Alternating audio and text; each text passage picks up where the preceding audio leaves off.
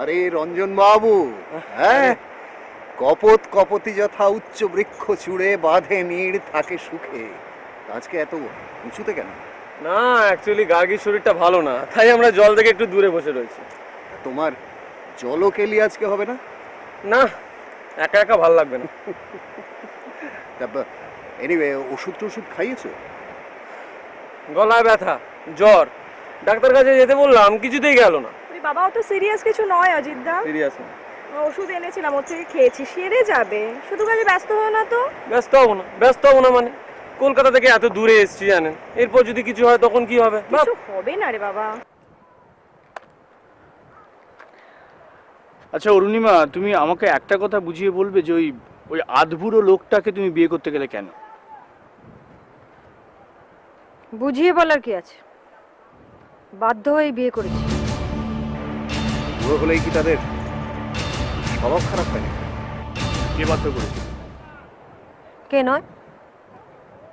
কে নয়, এই কে দলে তুমিও বাদ যাবে না। আচ্ছা অরুণিমা, আমি তোমাকে এই কথাটা অনেকবার বোঝাবার চেষ্টা করেছি যে আমার তখন অন্য কোনো উপায় ছিল না। আমার তখন কোনো চাকরি বাকরি ছিল না, চালচুলো ছিল না। তখন তোমার থেকে সরে আসা ছাড়া আমার অন্য কোনো উপায় ছিল না তখন। তবে যাই বলুন না কেন, একদম বুড়ো না হলেও আধ বুড়ো তো নিশ্চয়ই। তুমিও সরে এলে, আর বাচ্চা হতে গিয়ে দিদিও মারা গেল। আচ্ছা আমি বুঝতে পারছি না যে এর সঙ্গে তোমার বিয়ের সম্পর্কটা কি? তুমি তো আমাদের বাড়িতে তেমন করে কোনোদিন যাওনি, তাই জানো না। ওই অজিত নামের ভদ্রলোক আমার জামাইবাবু ছিলেন। আচ্ছা অরুণিমা, তুমি আমাকে একটা কথা বলবে যে তোমার দিদি তোমার থেকে কত বড় ছিলেন যার জন্য ওই ভদ্রলোককে বিয়ে করতে হয়? দিদি তো বিয়ে করেনি, বিয়ে দেওয়া হয়েছিল। কারণ আমার বাপের বাড়ির ফ্যামিলিকে ওই ভদ্রলোক নানাভাবে সাহায্য করতেন, এমনকি টাকা পয়সাও দিতেন, তাই বাধ্য হয়ে দিদিকে। তো তোমার দিদি কোনো আপত্তি করেনি? না, ও জানতো আপত্তি করে কোনো লাভ নেই, ভবিতব্য বলেই মেনে নিয়েছিল। তুমি কোনো অবজেকশন করোনি কেন? আমার ওই একই ব্যাপার। ওই ভদ্রলোক এখনো আমাদের বাপের বাড়িকে সাহায্য করেন, টাকা পয়সা সবকিছু দিয়ে। তাই তার মানে ওই ভদ্রলোকের হাত থেকে তোমার নিষ্কৃতি নেই। আচ্ছা অরুণিমা, আমি যদি একবার... তুমি কি করবে বলো? ডিভোর্স করিয়ে বিয়ে করবে? তুমি পারবে আমার ফ্যামিলিকে বাঁচাতে? ওই ভদ্রলোক যে টাকা দিয়ে আমার ফ্যামিলিকে বাঁচিয়েছেন, তুমি পারবে সেই টাকাগুলো ওনাকে ফেরত দিতে? না, এই মুহূর্তে হয়তো সেটা সম্ভব নয়, তবে তবে তবে একটা কাজ করতে হবে। কি সেটা? এখন থাক, পরে সব বল। তবে তুমি প্রমিস করো আমাকে হেল্প করবে। আমি করবো অরুণিমা, কারণ আমি আর তোমাকে আমার জীবন থেকে হারাতে চাই না।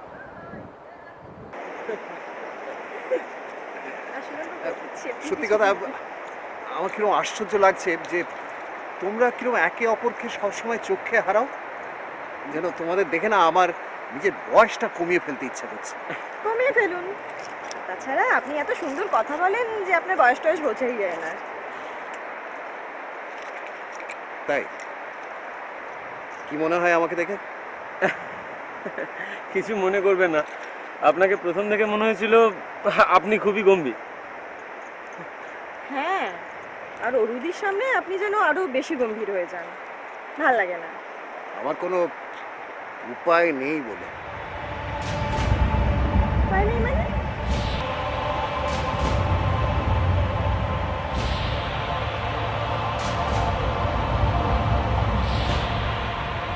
ব্যাপারটা শুধু দেনা শোধ করা। আমি তোমাকে আবার বলছি, দেনা শোধ করার ব্যবস্থা করো।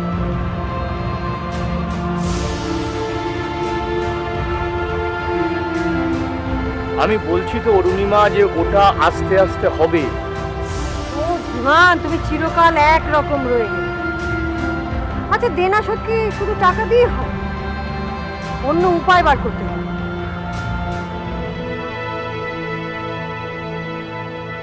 অরুণিমা প্লিজ, তুমি আমাকে সবটা খুলে বলো প্লিজ। আমি তো তোমাকে বলেছি যে আমি আমি তোমার সমস্ত প্ল্যানের সঙ্গে রয়েছি। আচ্ছা, ও যদি না থাকে তাহলে দেনা শোধ করার ব্যবস্থাটা থাকে না? উল্টে আমি অনেক টাকা, গাড়ি বাড়ি এসবের মালিক হতে পারি। ও না থাকলে? হ্যাঁ হ্যাঁ, ও না থাকে। এই ও না থাকার ব্যাপারটা আমাদের ঠিক করতে হবে। আমাদের মানে শুধু আমি একা নই, তুমিও আছো।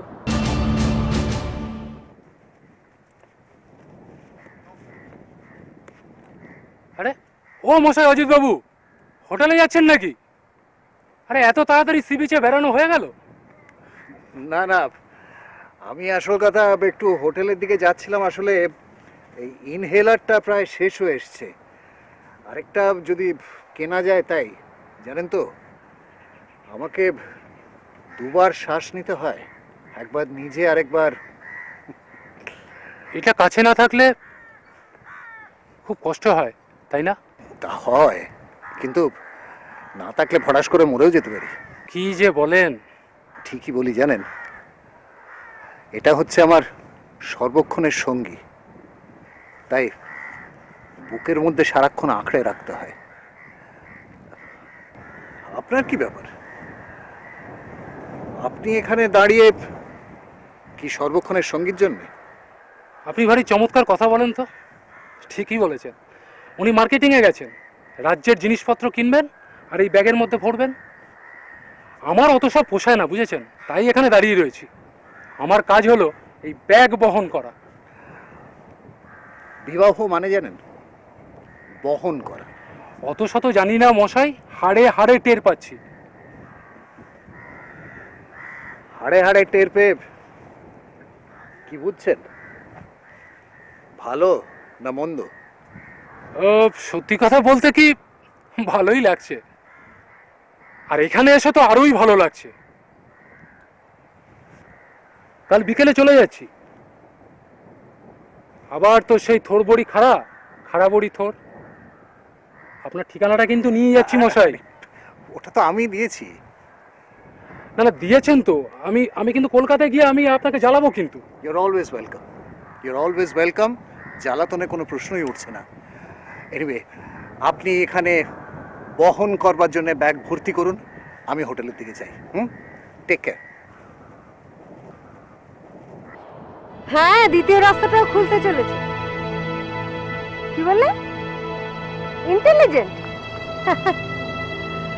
কমপ্লিমেন্টটা নিলাম। হ্যাঁ হ্যাঁ, কাঁটা দিয়েই কাঁটা তুলতে হয়। তবে দ্বিতীয় কাঁটাটা তোলার রেসপন্সিবিলিটি তোমার। তোমার ভরসা। আরে বাবা, কাজটা আগে করো, তারপর তো ওসব নিয়ে কথা হবে। হ্যাঁ, এইদিকে চমকে দিলাম তো। কার সাথে কথা বলছিলে? অজিতদা তো দাঁড়িয়ে থাকতে থাকতে মার্কেটে চলে গেলেন। না, আসলে ওই কলকাতায় বাপের বাড়িতে কথা বলছিলাম। কি? তুমি কি বললে? কি? অজিতদা আমার জন্য দাঁড়িয়েছিলেন? হ্যাঁ। অজিতদা বললেন আমার জন্য দাঁড়িয়ে আছেন? না, সেটা অবশ্য ঠিক বলেননি। এই তো আমরা দুজনে সি বিচে বেড়াতে এসেছিলাম, উনি তো এগিয়ে গেলেন। আর তার জন্য তোমার অভিমান হলো? কি বললে? অভিমান? আমার? কি যে বলো। তাহলে এখানে একা দাঁড়িয়ে দাঁড়িয়ে কি করছিলে? সমুদ্র দেখছিলাম। আর জানো, আমার এক পরিচিত লোকের সঙ্গে হঠাৎ দেখা হয়ে গেল, তাই কথা বলছিলাম। তা তোমার বর কোথায় গেল? ভেলপুরি খেতে গেছে। আমাকেও বলছিল ভালো লাগছে না তোমাকে এখানে দাঁড়িয়ে থাকতে দেখে একা চলে এলাম। ওই তো আসছে। শোনো না দিদি, বলছি কি আমি একটু মার্কেটে যাব, তুমি কি যাবে না হোটেলে ফিরবে? না, আমি একটু পরে ফিরবো। ঠিক আছে, বাই। বাই। আসছি, বাই।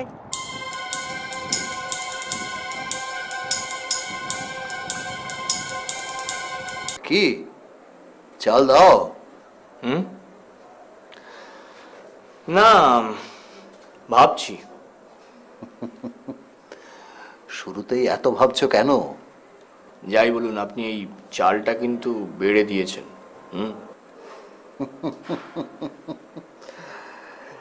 তোমায় আমি বলেছিলাম না আমি সচরাচর হারি না, কিন্তু সেদিন তুমি আমাকে হারিয়ে দিয়েছিলে। আমার খুব অবাক লেগেছিল জানো। না না, এতে অবাক হওয়ার কিছু নেই, বুঝলেন? মানে দাবা খেলাটাই এরকম। কখনো কখনো দেখবেন যে এক চালেই কিস্তিমাত। নিন। Thank you.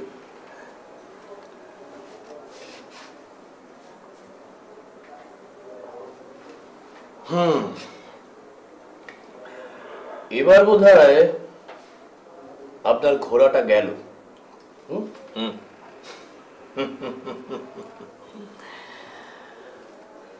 আসলে কি জানেন তো, প্রথমে না কেউ বুঝতে পারে না যে কে কোথায় কিভাবে খেলাটা শুরু করছে।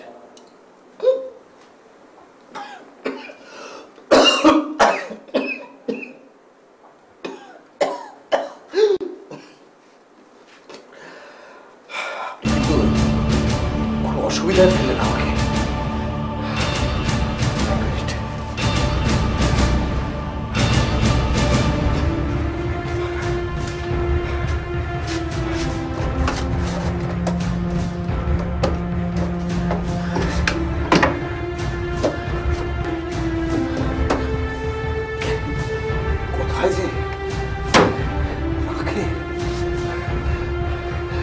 Anyway, carry on.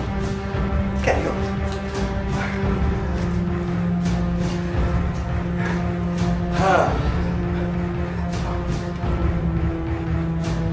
আচ্ছা, আপনার স্ত্রী তো এখনো এলেন না? হ্যাঁ, দেখো কোথাও ঘুরে বেড়াচ্ছে হয়তো। আসলে কলকাতায় থাকলে তো এরকম বাঁধন হারা ভাবে ঘুরে বেড়াতে পারে না। নিজের মতো করে একটু ঘুরে বেড়ান, যা মন চায় করুক। হ্যাঁ, নিজের মতো করে? হ্যাঁ, তারপর কি? তারপর ধরুন না, তারপর যদি এই জীবনটা ওর ভালো না লাগে। What do you mean? না মানে আপনি যেটা বলতে চাইছি সেটা হচ্ছে যে আপনার এবং আপনার স্ত্রীর বয়সের এতটা পার্থক্য, সেই কারণেই আর কি। Do you mean I am old? Do you mean I am unable? এই নিন কিস্তি।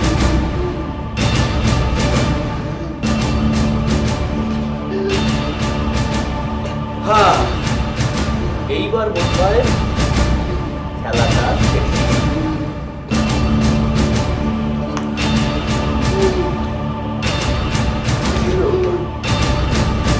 আপনার কিছু কষ্ট হচ্ছে? না না, আপনি শান্ত হন না, আর খেলার দরকার নেই। হ্যাঁ, ও ইনহেলার? আচ্ছা, এক মিনিট, আমি দেখছি কে পাওয়া যায়। এক মিনিট।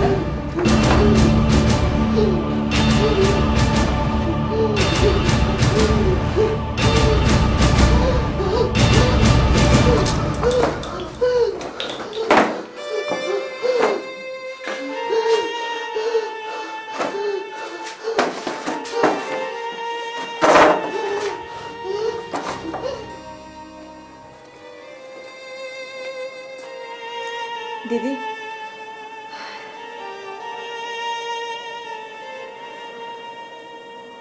তোমাদের অজিতদাকে এখানে রেখে গেলাম গাড়ি। বেড়াতে এসেছিলাম, আমার সব বেড়ানো এবার শেষ হয়ে গেল। তুমি চলে যাচ্ছ, এত খারাপ লাগছে। আমরাও আপনার সঙ্গে গেলে ভালো হতো। ইমান, না না, তোমরা হনিমুন করতে এসেছো, এত তাড়াতাড়ি ফিরবে কেন?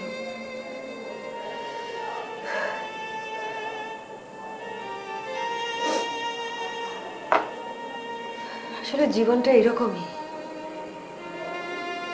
একদিক ভাঙে আর একদিক গড়ে। আমরা কলকাতা ফিরে অবশ্যই তোমার সাথে দেখা করব। নিশ্চয়ই করবে। আমি আসি।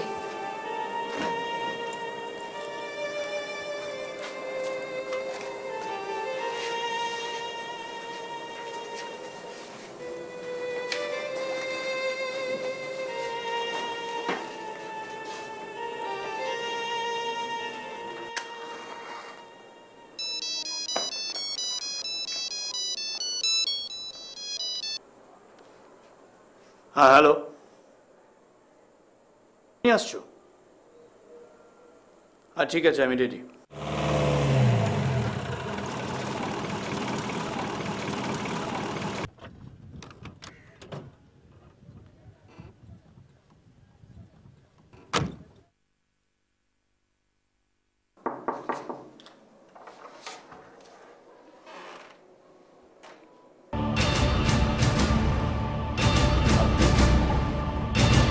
ও সুজয় আমাকে ভালোবাসে, আমি ওকে ভালোবাসি, বাকি জীবনটা একসঙ্গে কাটাতে চাই। মানে তাহলে আমি কোথায় যাবো? তুমি যেমন আছো তেমনিই থাকবে। আগের পরিচয়, আমার পূর্ব প্রেমিক। এই অরুণিমা, আমি কিন্তু সব কথা পুলিশকে জানিয়ে দেবো। কি বলবে? আমি তো অনেকক্ষণ হোটেলেই ছিলাম না, তুমি আর অজিত বসে মদ্যপান করছিলে, আর তারপরেই অজিত ছটফট করতে করতে মরে গেল।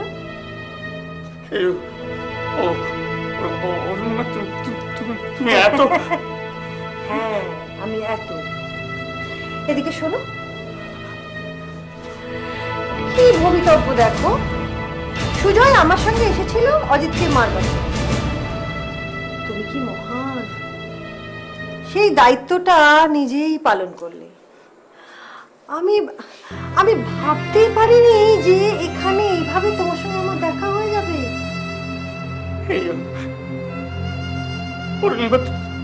তুমি আমাকে এইভাবে ঠকালে? না না না, আমি তোমাকে ঠকাইনি, আমি শোধ নিলাম।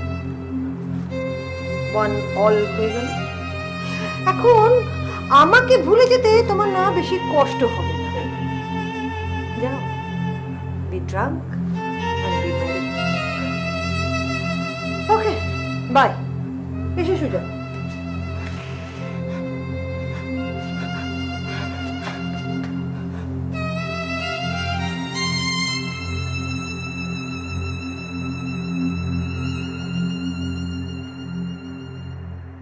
আমাদের হাতে এখন দুটো অস্ত্র, হেভি ড্রিঙ্ক আর ইনহেলার। বুঝেছি, ইনহেলারটা সরাতে হবে।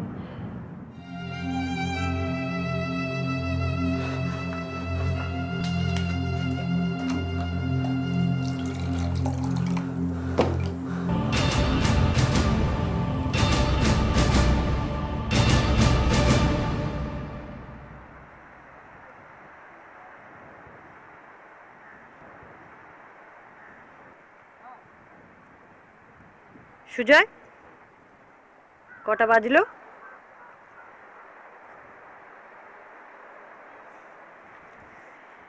এতক্ষণে নিশ্চয়ই তোমার ওষুধ কাজ করতে শুরু করে দিয়েছে, কি বলো? আমার অতীত এখন সীমানা পেরিয়ে বহু দূর এগিয়ে গেছে।